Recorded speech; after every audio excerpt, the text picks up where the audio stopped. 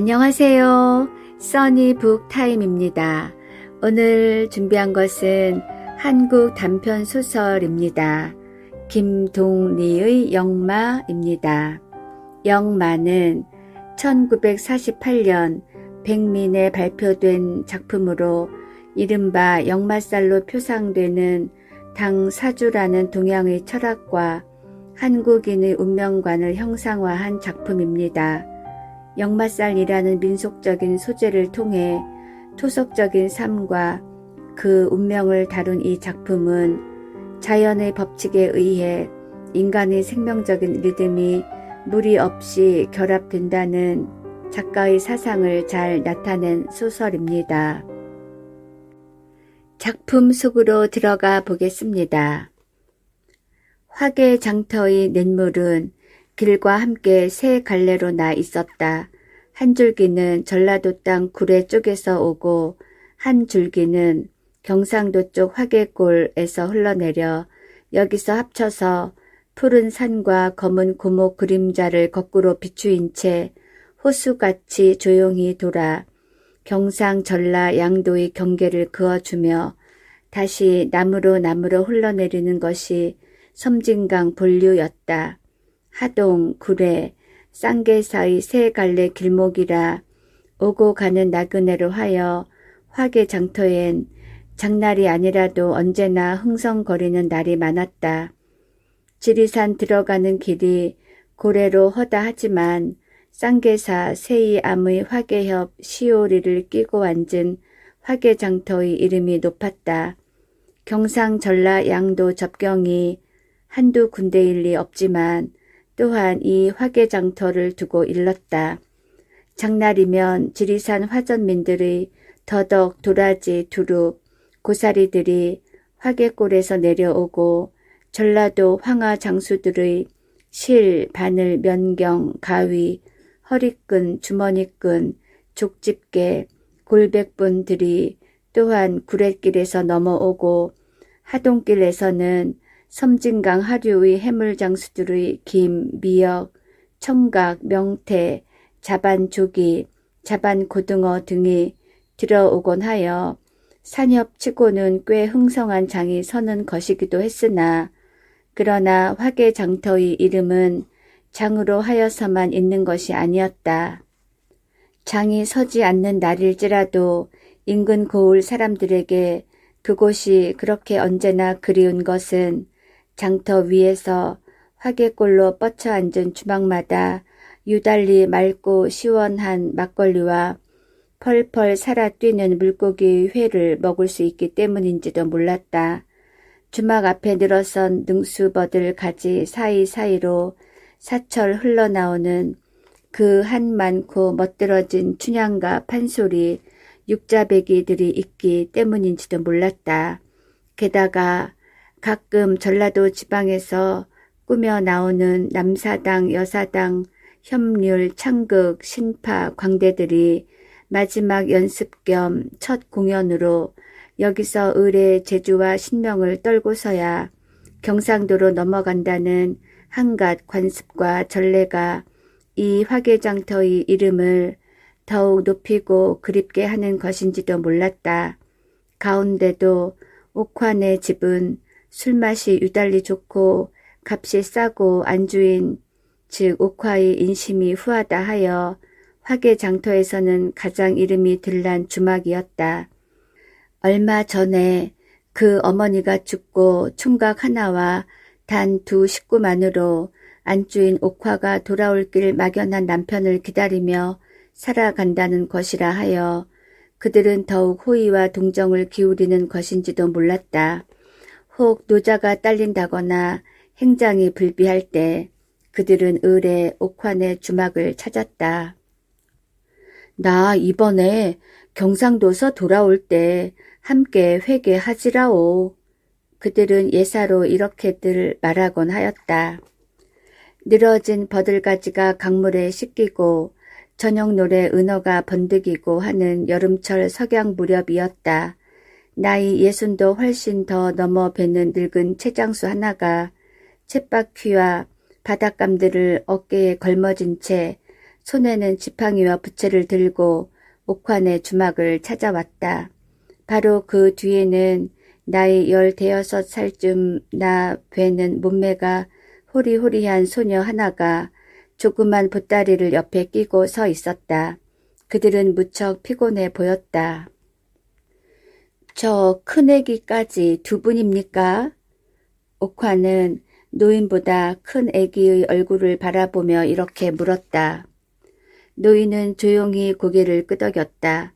그날 밤 저녁상을 물린 뒤 노인은 옥화에게 인사를 청했다. 살기는 구례에 사는데 이번에 경상도 쪽으로 벌이를 떠나 온 길이라 하였다.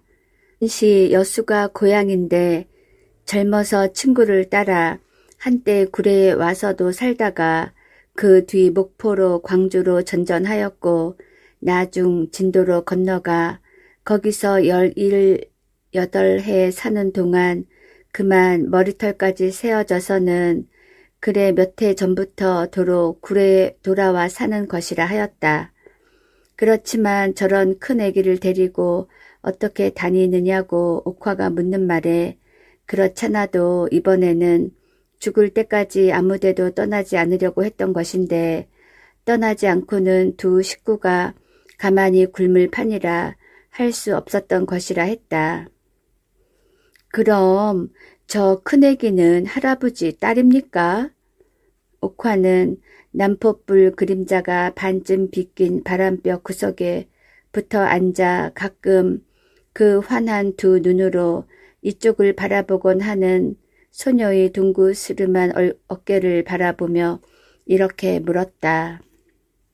노인은 또 고개를 끄덕였다.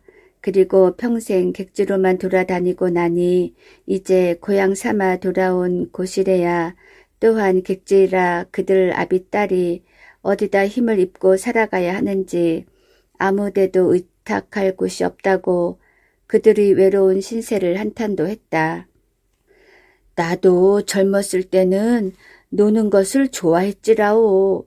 동무들과 광대도 꾸며갖고 댕겨봤는데 젊어서 한 번 들어 논게 평생 못 잡기 마련이란께.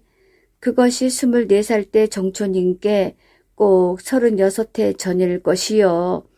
바로 이 장터에서도 하룻밤 논 일이 있었지라오. 노인은 조용히 추억의 실마리를 더듬는 듯 방안을 두리번거리며 살펴보곤 하는 것이었다.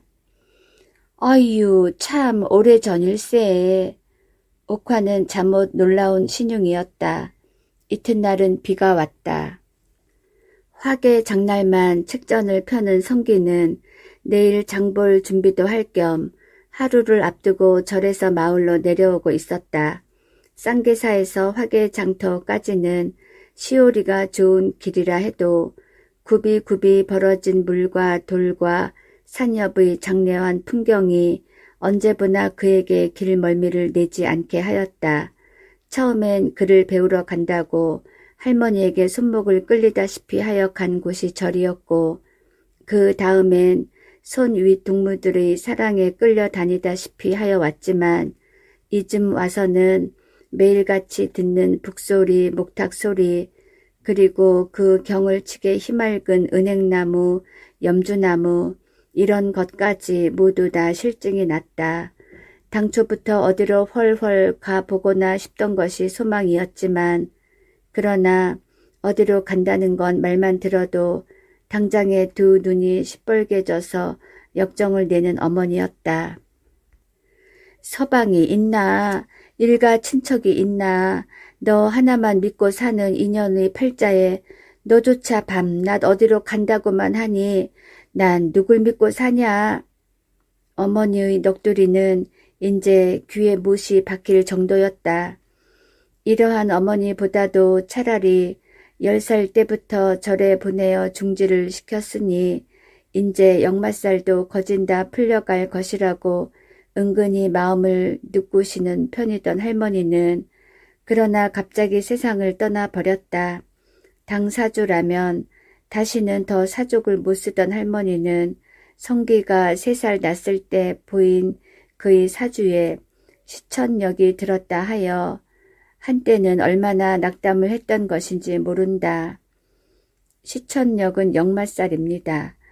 하동 산다는 그 키가 나지막한 명주 치마 저고리를 입은 할머니가 혹시 갑자 을 축을 잘못 짚지나 않았나 하여 큰 절에 있는 어느 노장에게도 가 물어보고 지리산 속에서 돌을 닦아 나온다던 어떤 키 큰 영감에게도 다시 베어봤지만 시천역엔 조금도 요동이 없었다. 천성, 제 애비 팔자를 따라가려는 게지. 할머니가 어머니를 좀 비꼬아 하는 말이었으나 거기 깊은 원망이 든 것도 아니었다.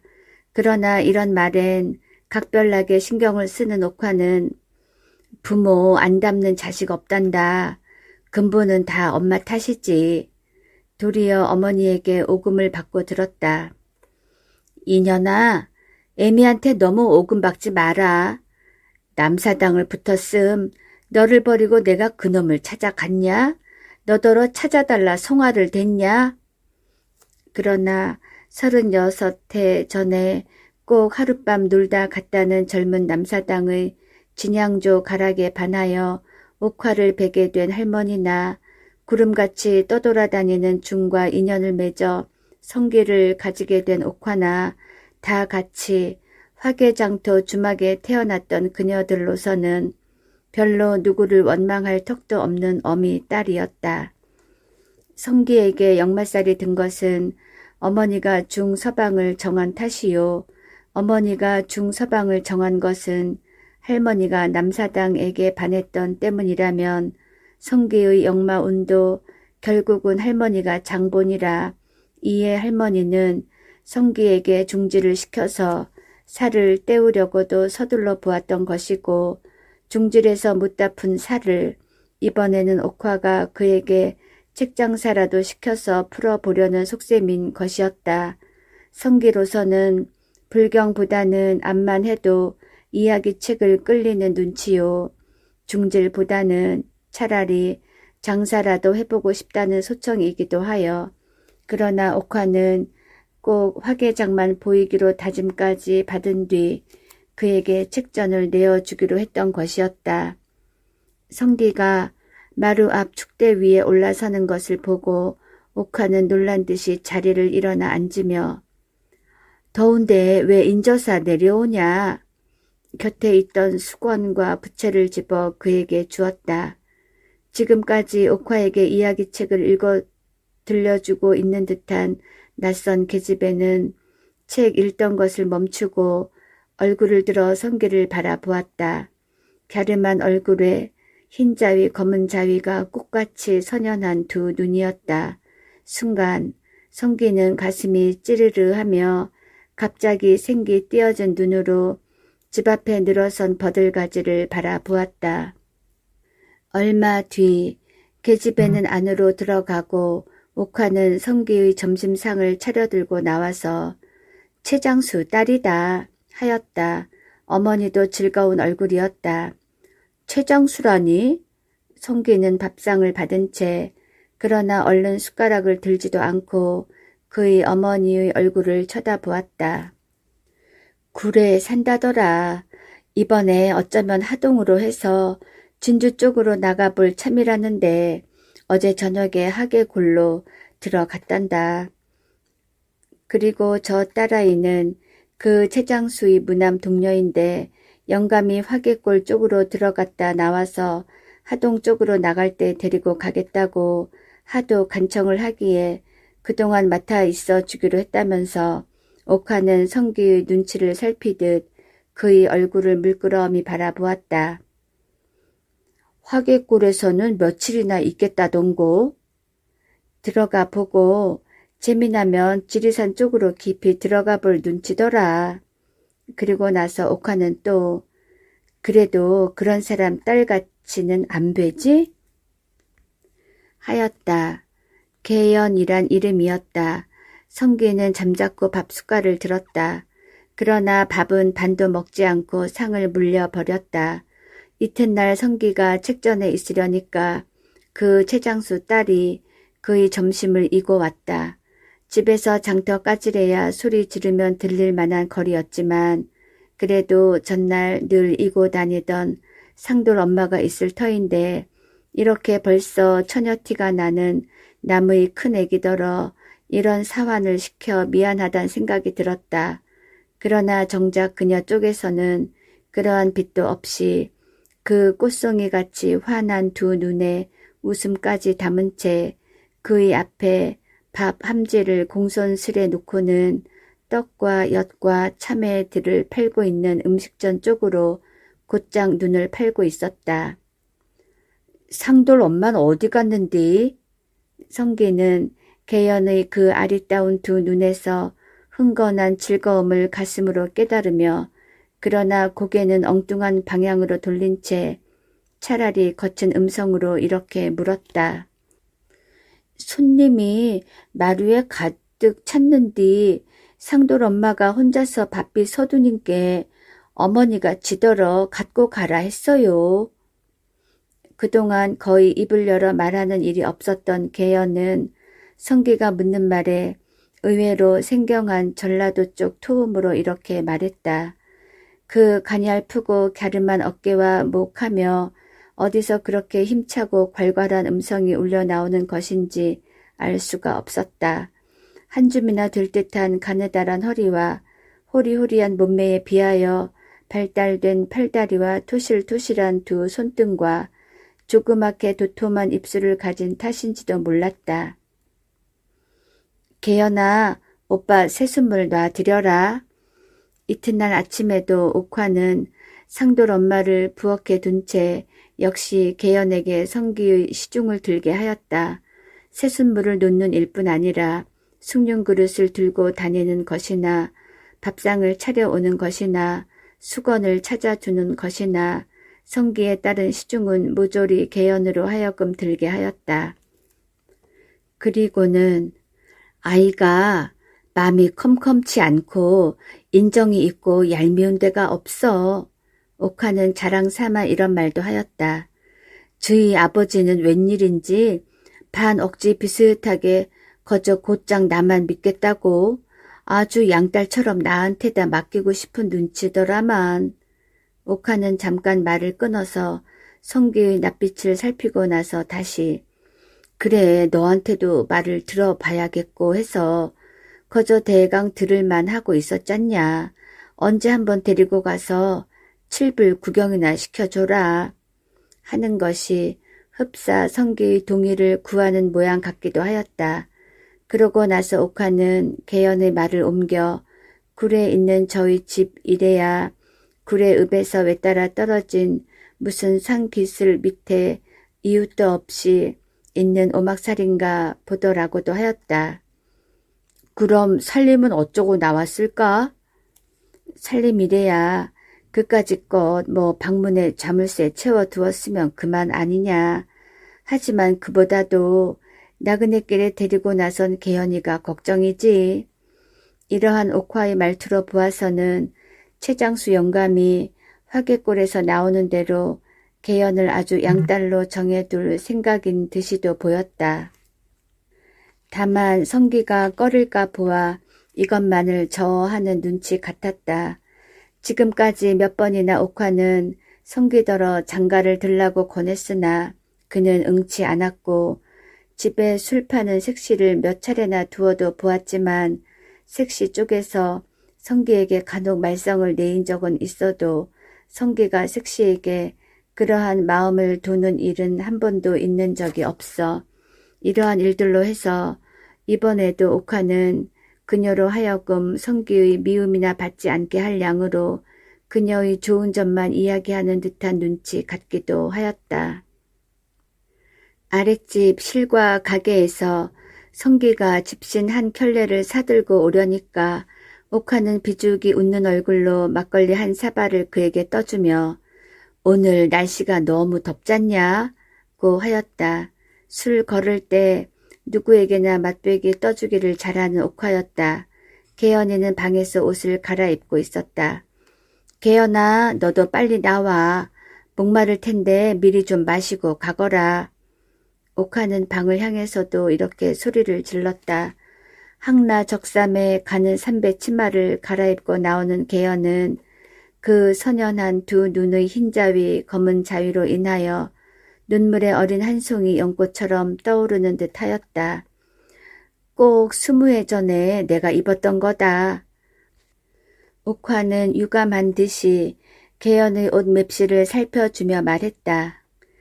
어제 꺼내서 품을 좀 줄여놨더니만 청승술이 맞는구나. 보기보다 품을 여간 많이 입잖는구나. 이엔 자 얼른 마셔라. 오빠 있음 무슨 내외할 사이냐? 그러자 개연은 웃는 얼굴로 술잔을 받아들고 방으로 들어가 마시고 나오는 모양이었다. 성기는 먼저 수양버드나무 밑에 와서 새 신발에 물을 축이었다. 개연이도 곧 뒤따라 나섰다.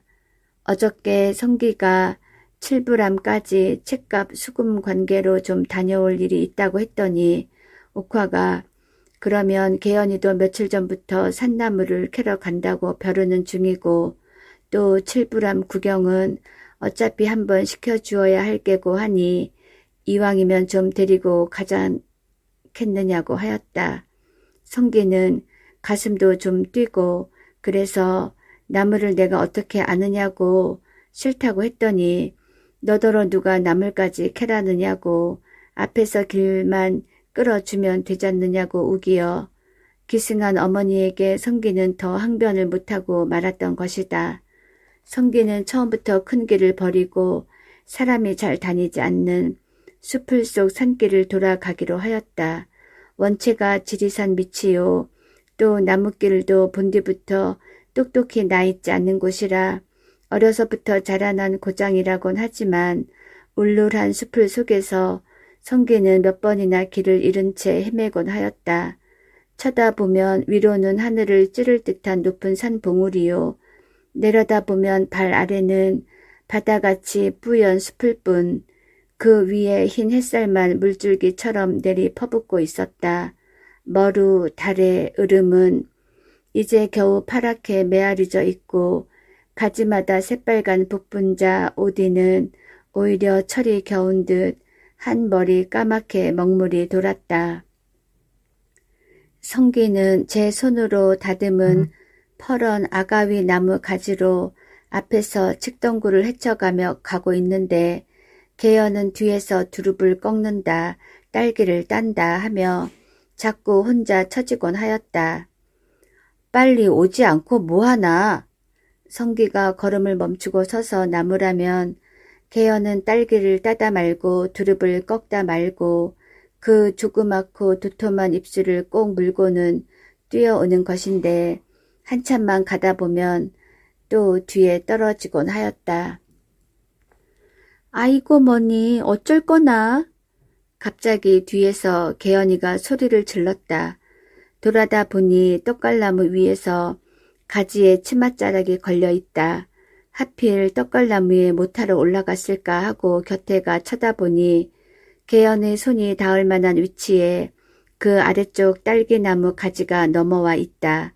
딸기나무에는 가시가 있고 또 비탈에 서 있어 올라갈 수가 없으니까 그 딸기나무와 가지가 서로 얽힌 떡갈나무 쪽으로 올라간 모양이었다.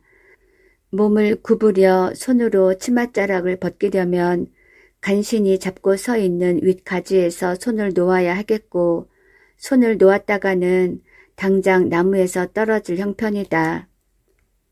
나무 아래서 쳐다보니 활짝 걷어 올려진 배 치마 속에 정강마루까지를 채 가리지 못한 짤막한 배 고위가 환한 햇살을 받아 그 안의 뽀얀 것을 그대로 보여주고 있었다.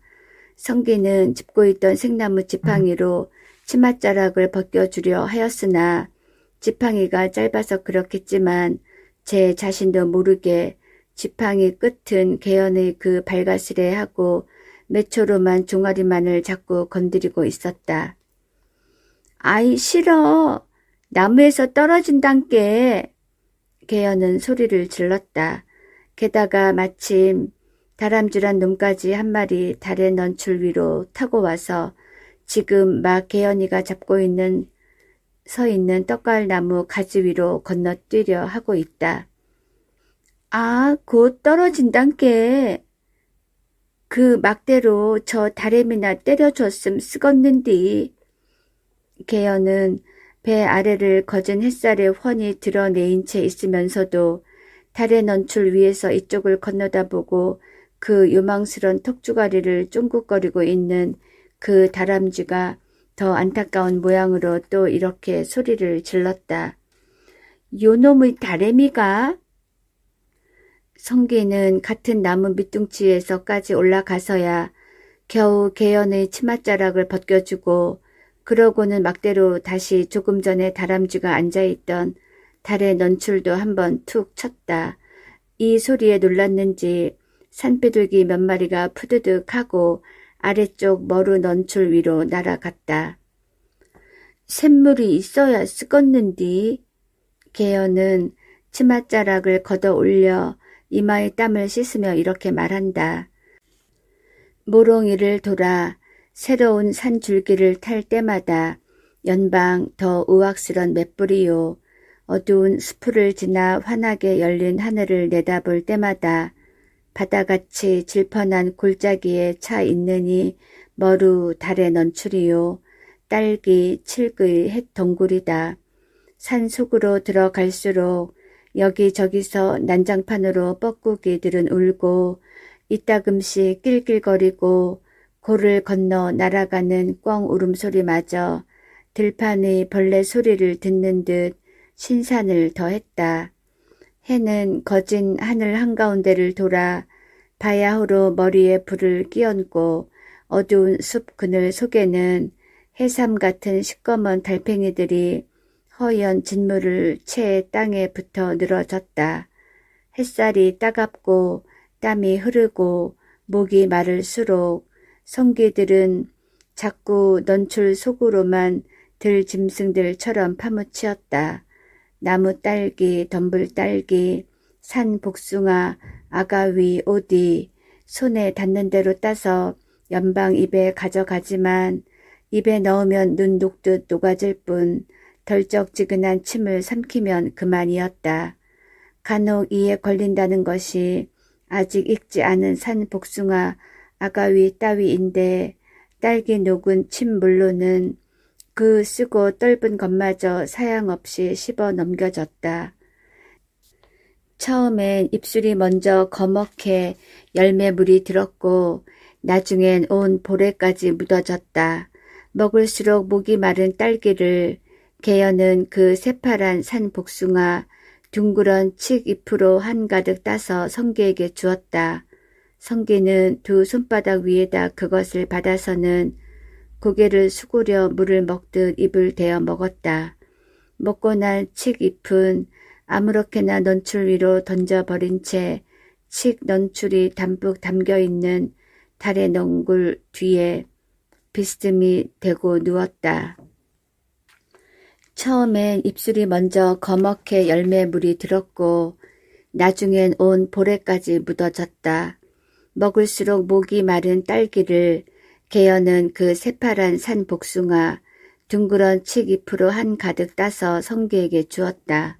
성기는 두 손바닥 위에다 그것을 받아서는 고개를 숙으려 물을 먹듯 입을 대어 먹었다.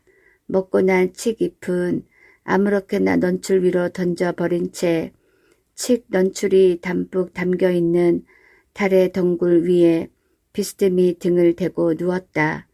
개연은 두 번째 또 칡 잎의 것을 성기에게 주었다. 성기는 성가신 듯이 그냥 비스듬히 누운 채 그것을 그대로 입에 들이부어 한 입 가득 물고는 나머지를 그냥 넌출 위로 던졌다. 그리고 그는 곧 코를 골기 시작하였다.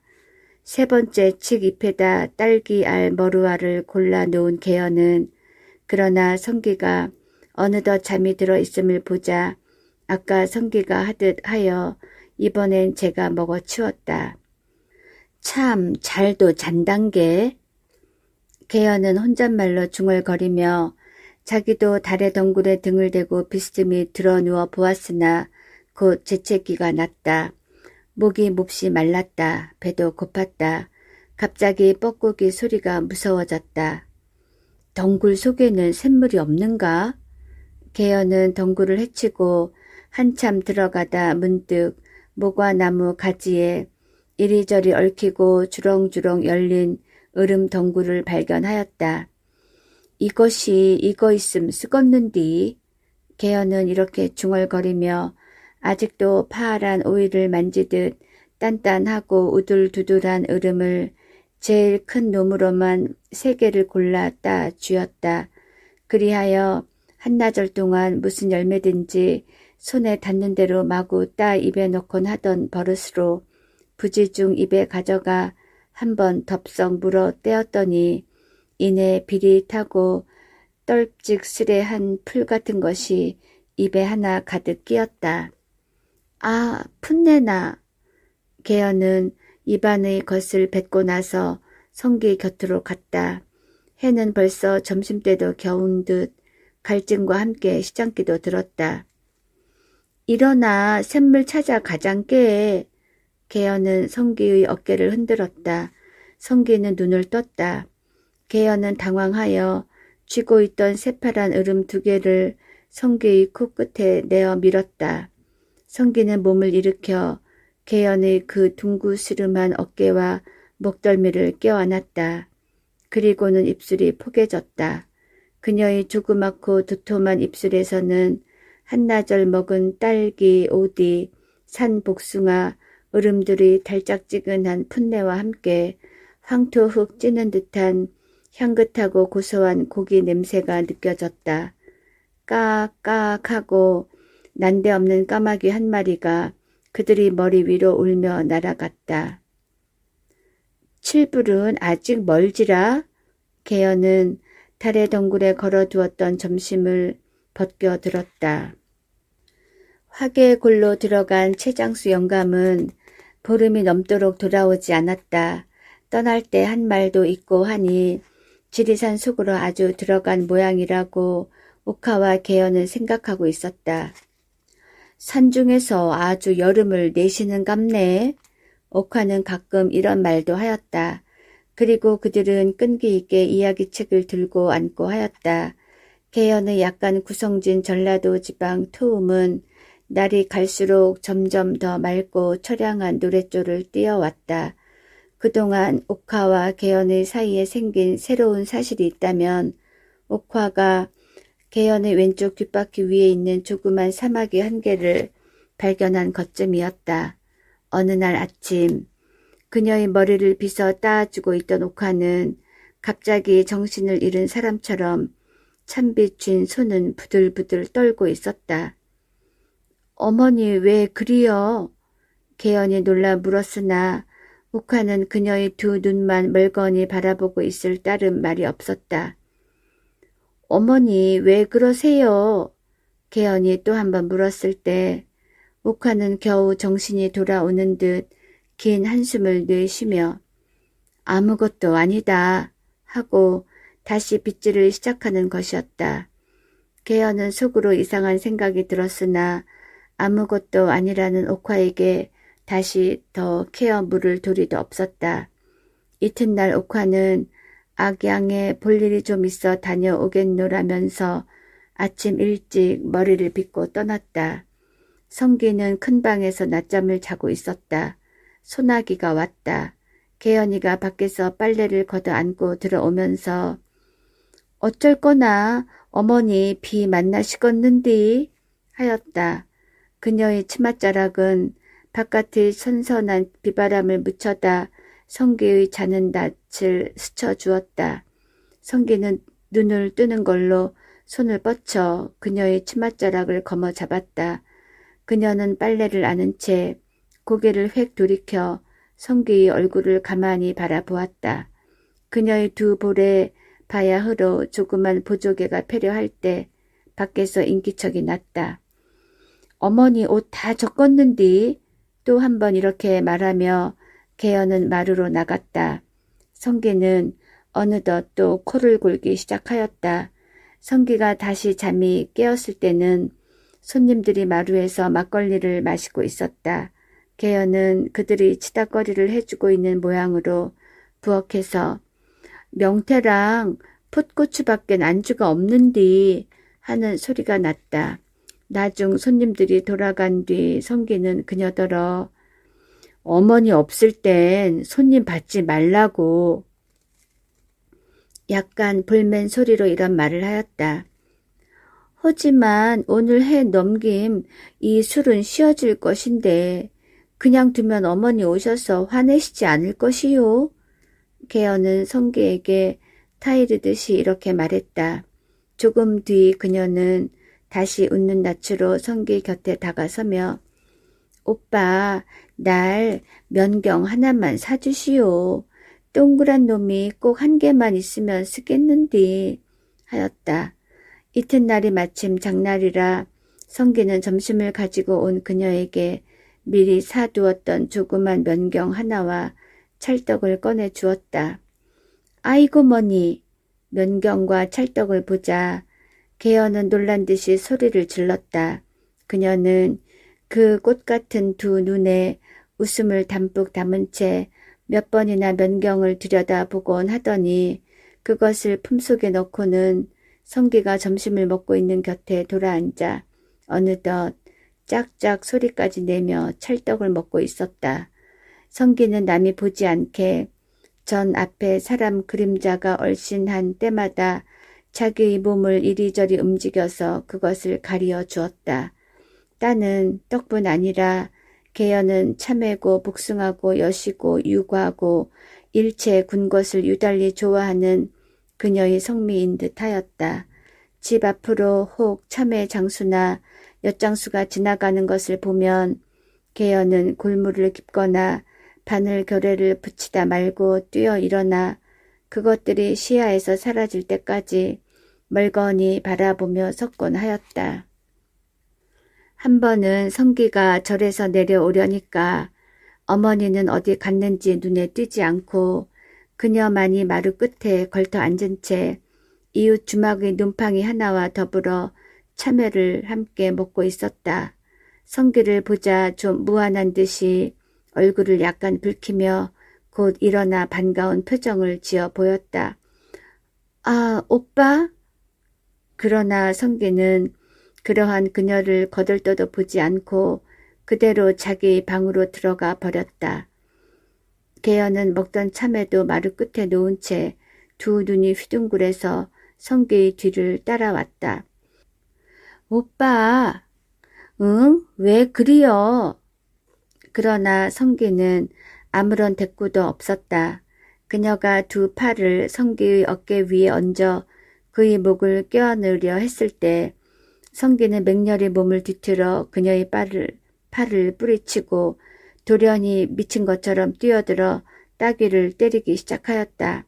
처음 그녀는 오빠 오빠 하고 찡그린 얼굴로 성기를 쳐다보며 두 손을 내어밀어 그의 매질을 막으려 하였으나 두 차례 세 차례 철썩철썩하고 그의 손이 그녀의 얼굴에 와 닿자 방구석에 가 얼굴을 쿡 처박은 채 얼마든지 그의 매질에 몸을 맡기듯이 하고 있었다. 이튿날 장에 점심을 가지고 온 개연은 그 작고 두툼한 입술을 꼭 다문 채 말이 없었으나 그의 꽃같이 선연한 두 눈엔 어저께의 일에 깊은 적의도 원한도 품어있지 않은 듯하였다. 그날 밤 그녀가 혼자 강가에 나와 있는 것을 보고 성기는 그녀의 뒤를 쫓아나갔다. 하늘엔 별이 파랗게 빛나고 있었으나 나무 그늘은 강가를 칠야같이 뒤덮고 있었다. 오빠, 개연은 성기가 바로 그녀의 곁에까지 왔을 때 일어나 성기의 턱 앞으로 바싹 다가 돌아서며 낮은 목소리로 이렇게 불렀다.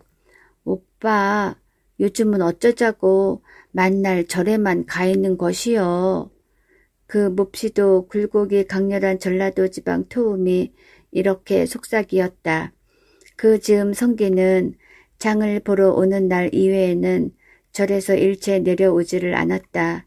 옥화가 악양 명도에게 갔다 소나기에 젖어 돌아온 뒤부터는 어쩐지 그와 그녀의 사이를 전과 달리 경계하는 듯한 눈치라 본래 심장이 약하고 남의 미움 받기를 유달리 싫어하는 그는 그러한 어머니에 대한 노여움도 있고 하여 기어코 절에서 배겨내려 했던 것이었다.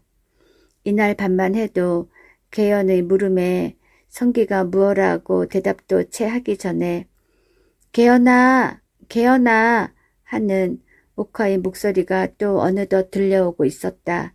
성기는 콧잔등을 찌푸리며 말을 하려다 말고 입을 다물어 버렸다. 아, 어머니도 어쩌면 저다지 야속할까?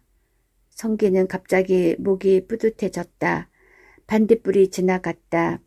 개연은 돌 위에 걸터앉아 손으로 여귀 풀을 움켜 잡으며 혼잣말 같이 또 무어라 속삭이는 것이었으나 냇물 소리에 가리어 잘 들리지 않았다. 이튿날 아침 일찍이 성기가 방 안으로 부엌으로 누구를 찾으려는 듯 기웃기웃하다가 좀 실망한 듯한 낯으로 그냥 절로 올라가고 말았을 때 그녀는 역시 이 여귀풀 있는 냇물가에서 걸레를 빨고 있었던 것이다. 사흘 뒤에 성기가 다시 절에서 내려오니까 최장수 영감은 마루 위에서 막걸리를 마시고 있고 개연은 고개를 떨어뜨린 채 마루 끝에 걸터 앉아 있었다. 머리를 감아 빗고 새 옷을 갈아입고 조그만 보따리 하나를 곁에 두고 슬픔에 잠겨있던 개연은 성기를 보자 그 꽃같이 선연한 두 눈에 갑자기 기쁨을 띠며 허리를 일으켰다. 그러나 바로 그 다음 순간 그 노기를 띤 듯한 도톰한 입술은 분명히 그들 사이에 일어난 어떤 절박하고 불행한 사실을 전하고 있었다. 막걸리 사발을 들어 영감에 권하고 있던 옥화는 성기를 보자 개연이가 시방 떠난단다. 대번에 이렇게 말했다. 옥화의 말을 들으면 영감은 그날 성기가 절로 올라가던 날 저녁때에 돌아왔었다는 것이었다.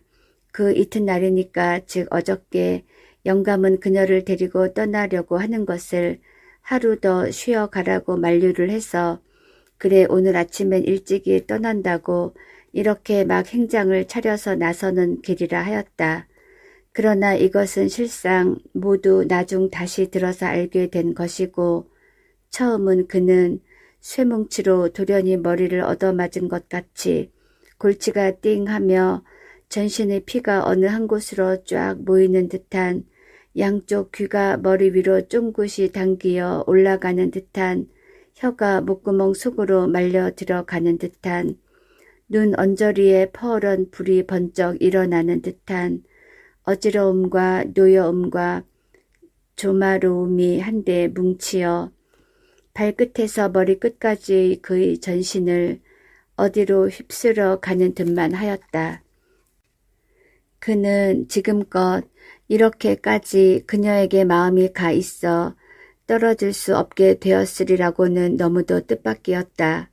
그것이 이제 영원히 헤어지려는 이 순간에 와서야 갑자기 심지에 불을 켜듯 확 타오를 마련이던가 하는 것이 자꾸만 꿈과 같았다.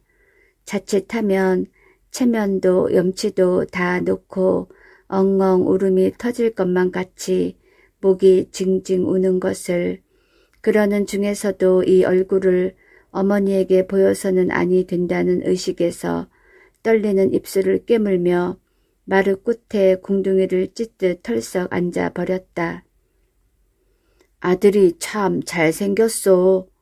영감은 분명히 성기를 두고 하는 말인 모양이었다. 그러나 성기는 그쪽으로 고개도 돌려보지 않은 채 그들에게 무슨 적이나 품은 듯이 앉아 있었다. 옥화는 그동안 또 성기에게 역시 그 최장수 영감의 이야기를 전해 들려주고 있는 모양이다. 지리산 속에서 우연히 옛날 고향 친구의 아들이 된다는 낯선 젊은이 하나를 만났다. 그는 영감의 고향인 여수에서 큰 공장을 경영하는 실업가로 지리산 유람을 들어왔다가 이야기 끝에 우연히 서로 알게 되었다. 그는 영감에게 함께 고향으로 돌아가 살자고 한다. 영감은 문득 고향 생각도 날 겸 그 청년의 도움으로 어떻게 형편이 좀 펴일 것 같이도 생각되어 그를 따라 여수로 돌아가기로 결정을 하고 나오는 길이라. 옥화가 무엇라고 한참 하는 이야기는 대개 이러한 의미인 듯 하였으나 조마롭고 어지럽고 노여움으로 이미 두 귀가 멍멍하여진 그에게는 다만 벌떼처럼 무엇이 왕왕 거릴 뿐 아무것도 분명히 들리지 않았다. 막걸리 맛이 어찌나 좋은지 배가 부르단께. 그동안 마지막 술잔을 들이켜고 난 영감은 부채와 지팡이를 집어들며 이렇게 말했다. 여수 쪽으로 가시게 되면 영영 못 보게 되겠구만요. 옥화도 영감을 따라 일어서며 이렇게 말했다. 사람 일은 누가 알간디? 인연 있음 또 볼 터이지. 영감은 커다란 미투리에 발을 꿰며 말했다. 아가, 잘 가거라. 옥화는 개연의 조그만 보따리에다 돈이 든 꽃주머니 하나를 정표로 넣어주며 하직을 하였다. 개연은 애걸하듯 호소하듯 한 붉은 두 눈으로 한참 동안 옥화의 얼굴을 쳐다보고만 있었다. 또 오너라. 옥화는 개연의 머리를 쓸어주며 다만 이렇게 말하였고 그러자 개연은 옥화의 가슴에다 얼굴을 묻으며 엉엉 소리를 내어 울기 시작하였다. 옥화가 그녀의 그 물결같이 흔들리는 둥그스름한 어깨를 쓸어주며 그만 울어. 아버지가 저기 기다리고 계신다. 하는 음성도 이젠 아주 풀이 죽어 있었다. 그럼 편히 계시오. 영감은 옥화에게 하직을 하였다. 할아버지 거기 가보시고 살기 여의찮거든 여기 와서 우리하고 같이 삽시다. 옥화는 또 한 번 이렇게 당부하는 것이었다. 오빠 편히 사시오. 개연은 이미 시뻘겋게 된 두 눈으로 성기의 마지막 시선을 찾으며 하직 인사를 했다. 성기는 개연의 이 말에 꿈을 깬 듯 마루에서 벌떡 일어나 개연의 앞으로 당황히 몇 걸음 어뜩어뜩 걸어오다간 다시 정신이 나는 듯 그 자리에 화석처럼 발이 굳어버린 채 한참 동안 장승같이 개연의 얼굴만 멍하게 바라보고 있었다. 오빠, 편히 사시오.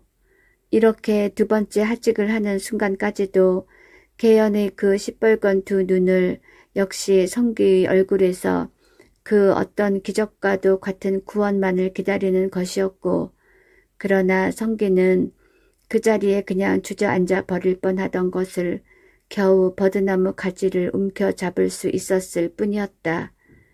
개연의 시뻘겋게 상기된 얼굴은 옥화와 그녀의 아버지가 그녀들을 지켜보고 있다는 것도 잊은 듯이 성기의 얼굴만 뚫어지게 바라보고 있었으나 버드나무에 몸을 기대인 성기의 두 눈엔 다만 불꽃이 활활 타오를 뿐 아무런 새로운 명령도 기적도 나타나지 않았다.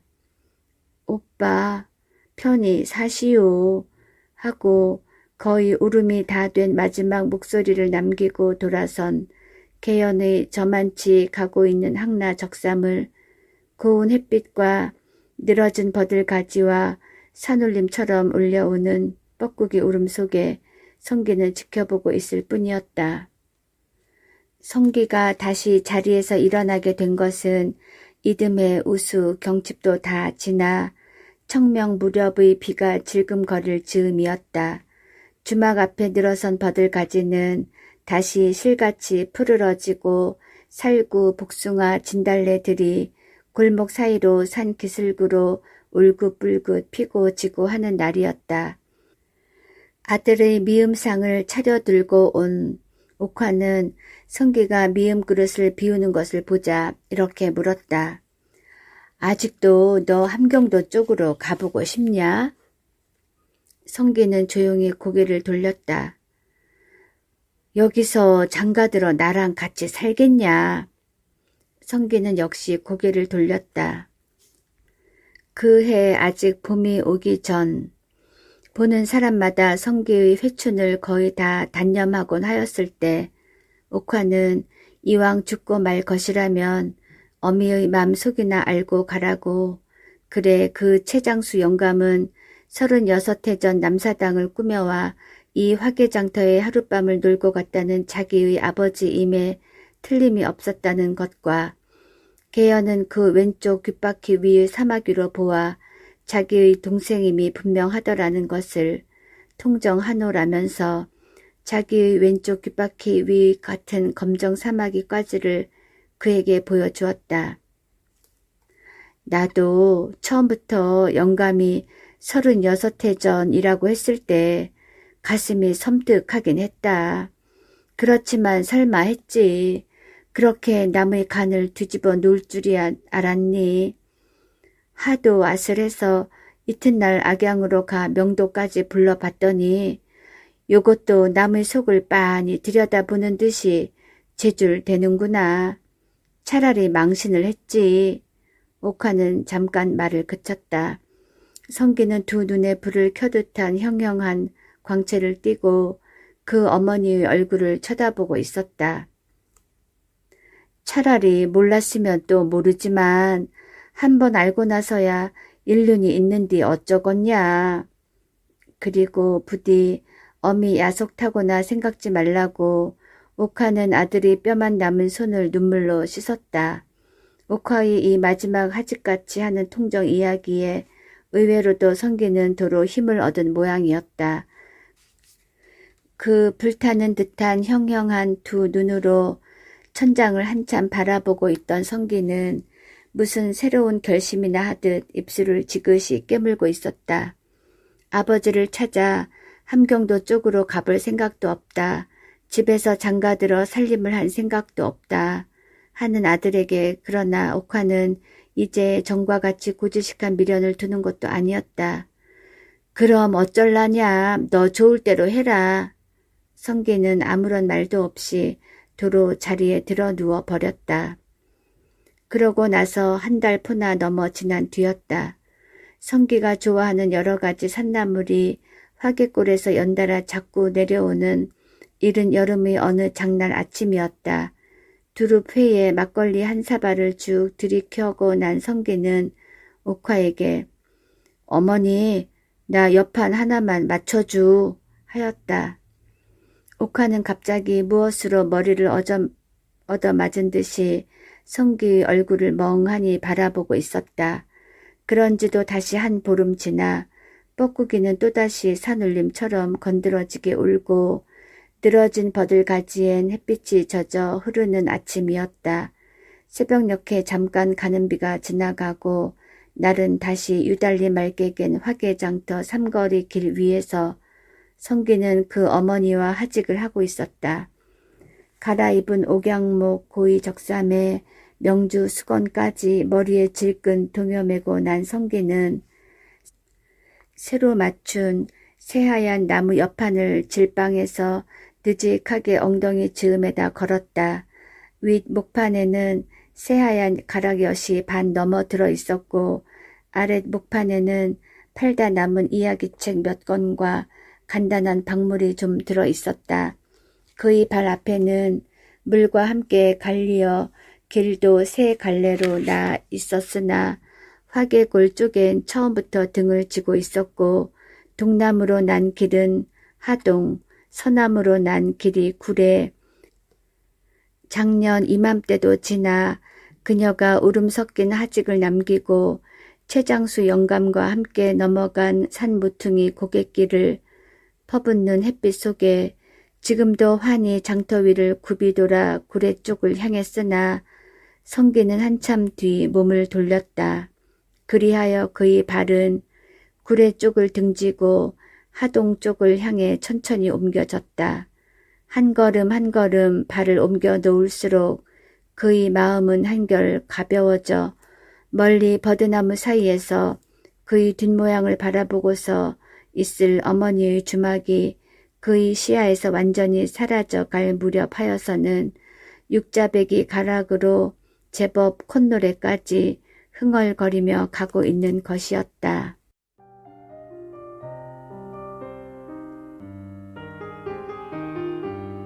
오늘 들려드린 이야기는 김동리 작가의 단편소설 중에서 영마였습니다. 오늘 매우 더운 추석날이었습니다. 우리 독자님들 즐거운 추석, 행복한 추석, 흐뭇한 명절 보내셨지요? 저도 명절을 가족과 함께 보내느라고 오늘 좀 늦었습니다. 오늘 밤도 편안한 밤 되세요. 감사합니다.